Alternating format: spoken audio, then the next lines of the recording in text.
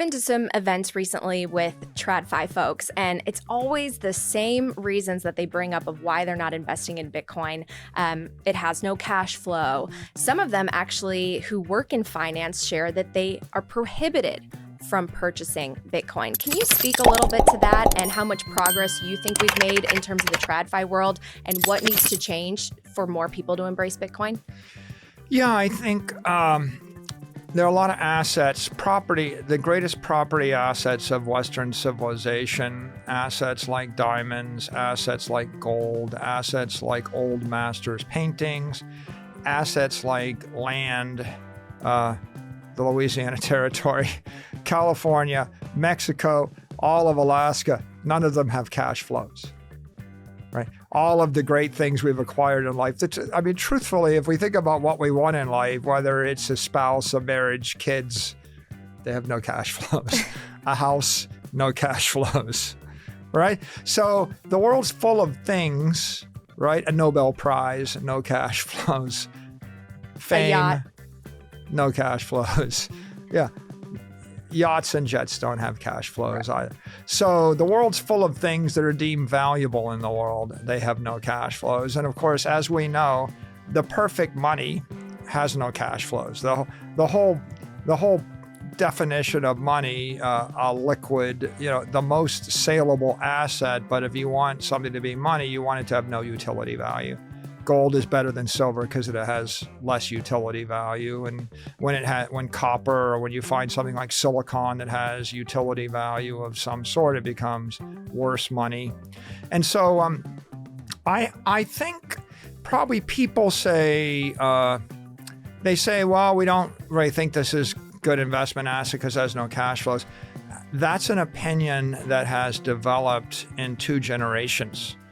Certainly since 1971, in the period, from 1971 on till today, I think the world developed a view, and its view was, long-term capital is a 60-40 mix of bonds and equities. And bonds had some dividend yield to them, and then bonds had some coupon, and equities had some dividend yield or some earnings. And that's just the way they saw the world. And eventually, the S&P 500 became the monster. If you look at index investors, 85% of indexes are invested in the S&P. So many people think long-term capital, what they think of as money held for the long term, is an equity index like the S&P index. Vanguard, they commercialized this and they made famous the idea of the Vanguard 500 and the Vanguard Index Fund. So when organizations are hyper successful with an idea, like 500 stocks in a fund, and when the entire institution, right, the S&P or Vanguard or mutual funds, when they're built on that idea, when a disruptive new idea comes along that's even better, it's not natural that they would embrace the disruptive new idea. They're kind of stuck in their ways. That's a practical matter. In a world of that's U.S. dollar, the U.S. economy is growing and the dollar is the king of the world. It's the world reserve currency. And there was no world war after World War II, right? Mm-hmm. So we haven't had a massive disruptive world war. Then you're living in a very particular situation, a particular time, and you could fall into. In calculus, we call it a particular solution to a differential equation. If all of the boundary conditions are set, and if this, and if this, and if this, and if this, and if this, then you can just plug in this number and you'll get out that answer. And that is true as long as you don't change any of the boundary conditions of the assumption. If you've got the solution for aluminum, and then I change the metal to steel, then the formula doesn't work. So at that point, you can't use a particular solution. You have to use the homogeneous solution. You have to be not the engineer, but you have to be the physicist. You can't be the trade craftsman with the simple lookup table of the answer. you actually have to derive it from first principles. So what you see is most people have never in their life had to derive anything from first principles. They've used the particular solutions given to them by someone that taught them the answer. And that breaks down when, for example, your entire currency collapses.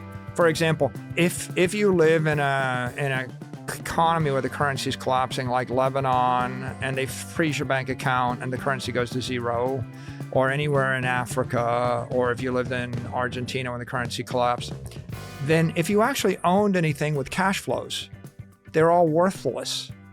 So the irony, of course, is one of these good traditional safe assets that generates cash flows, well, not in Nigerian currency, not in the Bolivar, not in the peso, not in the Lebanese currency, not in the Iraqi or the Afghani currency. I can give you not in a Russian currency, before the collapse of the ruble that took place at the turn of the century, 96 or something.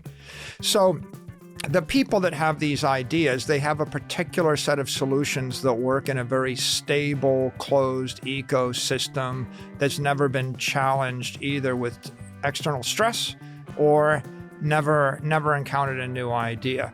When the people that will get Bitcoin will either come out of very chaotic environments, collapsing currency environments where they had to think for themselves, or they'll be at their base kind of scientists, first principles thinkers, people that question everything and rederive it.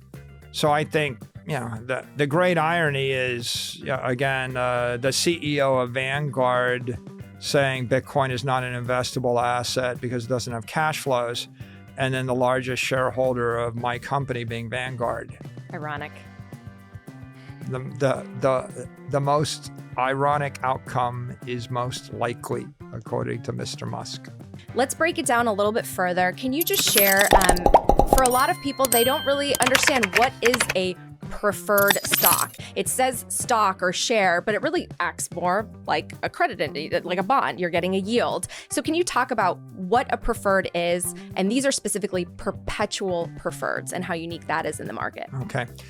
A preferred stock is a second class of stock other than common. Common stock is you're just the final owner of the company, and you don't really have any particular preferences. You don't get any particular guarantees from the company. But if you create a preferred stock, that stock can be given a dividend yield. We can say that stock's going to pay this dividend monthly or quarterly, or it's going to pay a dividend that floats with SOFR. It could pay a fixed dividend. It could pay a variable monthly dividend. So you can give it certain cash flows and certain yielding rights. The stock can also have conversion rights. So you can say, hey, this converts to 1/10 of a share of my common stock, or 1/5 of a share, or it's fully convertible. So you can give it any amount of equity upside. You can give it any amount of yield. You can give it liquidation preferences. You can make it senior, and you can give it guarantees like it's a cumulative preferred dividend. So if we miss our dividend, we'll accumulate it. Or you can give it penalty. You can say if we miss it, we'll pay you a penalty. You can pretty much write anything into the share that you like. So there are many different types of preferred stocks. It's a generalized container. Where does that yield come from these instruments? That's the question I hear from the average person who's considering, like, what are these instruments actually? So how does that work exactly? So we've got about $6 billion of these preferreds. We pay out about $600 million a year in dividends. The company enterprise value is about $120 billion. And we sell about $20 billion worth of equity a year.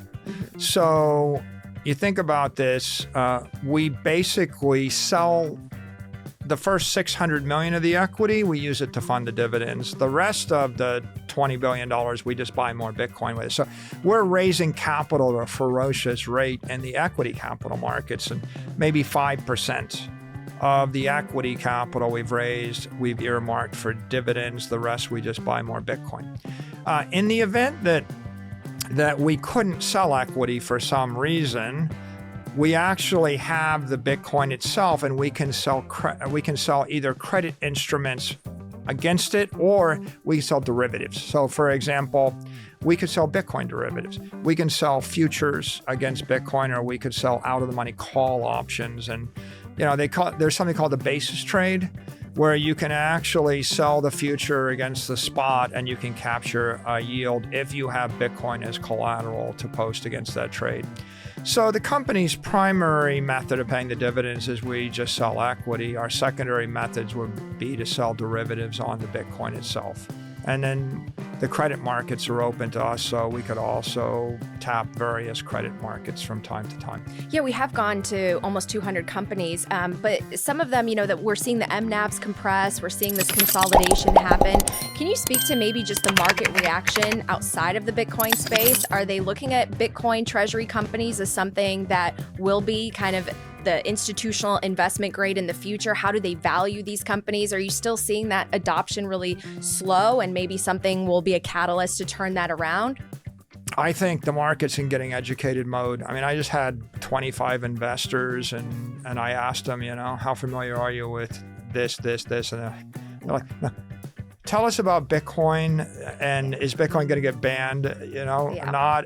And we literally have to go back to, Bitcoin was actually not going to get banned in 2023. Right. And then you have to lay out the crypto industry in general, and then you explain the various credit instruments, then you explain the equity. And so most of the market's still getting educated. If you wanted a metaphor, imagine that the year was 1870 and people are starting to refine crude oil, and there's a bunch of companies being launched, to do crude oil things, and then someone comes up with an idea for plexiglass or Lexan, and there's polyester, and there's lycra, and there's nylon, and there's all these possible petrochemical applications, products, and there's and someone's talking about kerosene, and some guy saying, well, I think we could use diesel or gasoline, and some guy talks about asphalt, and and all the investors are sitting around saying, is this a good idea? How big could this industry be? And they're still struggling with how big could the kerosene business be in 180 countries. And by the way, the first application of kerosene was lamps to light your home. It was light, and then it became engines, and then it became heaters, and then it became jet fuel, and it's rocket fuel today. Mm-hmm. And so I think the industry is just so embryonic that the companies are learning how to explain what they're doing. They're deciding what they're going to do. The companies are deciding what their business model will be. The investors are trying to understand the business models and the industry. The regulators, are evolving the regulations, and this is all happening in real time. So this is the digital gold rush in the 10 years from 2025 to 2035. There's going to be a lot of different business models, a lot of different products created, and a lot of different companies launched, and a lot of money made, and there'll be a lot of mistakes made, and a lot of fortunes created, and this is what the chaos of the marketplace.